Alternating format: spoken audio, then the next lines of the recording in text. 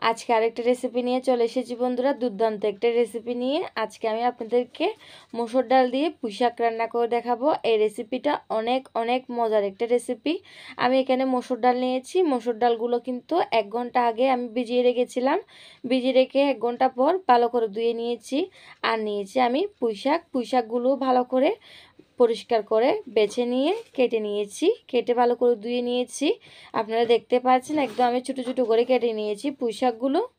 মুসুর ডালের সঙ্গে কে কে পুঁই শাক খেতে পছন্দ করেন অবশ্যই কমেন্ট করে জানাবেন। তো বন্ধুরা বেশি কথা না বলে এবার আমি রেসিপিটা শুরু করব। আমি এদিকে গ্যাসে কড়াই বসিয়ে দিয়েছি। কড়াইতে একসাথে পানিও দিয়ে দিচ্ছি। এবার আমি এখানে মসুর ডালগুলো দিয়ে দিচ্ছি। মসুর ডালগুলো দিয়ে ভালো করে প্রথমে সেদ্ধ করে নিতে হবে। আমি বেশি সিদ্ধ করব না মসুর ডালগুলো। এই তো মসুর ডাল সেদ্ধ হয়ে এসেছে। আমি কিন্তু বেশি সেদ্ধ করিনি। এবার আমি এখানে গুঁড়ো মশলা দিয়ে দিচ্ছি, জিরে গুঁড়ো, ধনে গুঁড়ো, হলুদ গুঁড়ো আর একটু গ্রেট করা আদা দিয়ে দিব। আর দিয়ে দিচ্ছি স্বাদ মতো লবণ। আমি একেবারে এখানে শাকগুলো দিয়ে দিচ্ছি। পুঁই শাক সেদ্ধ হতে কিন্তু বেশিক্ষণ সময় লাগে না।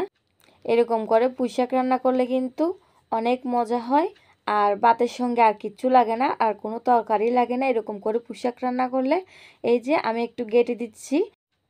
আমি আর একটু রান্না করে তারপর এগুলো তেলে দিব। এই যে আমি ভালো করে সেদ্ধ করে নিয়েছি। এবার তেলে দিব।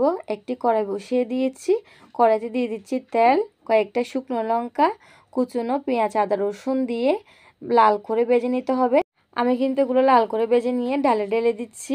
এবার একটু গেটে দিয়ে কয়েক মিনিট রান্না করলে হয়ে যাবে।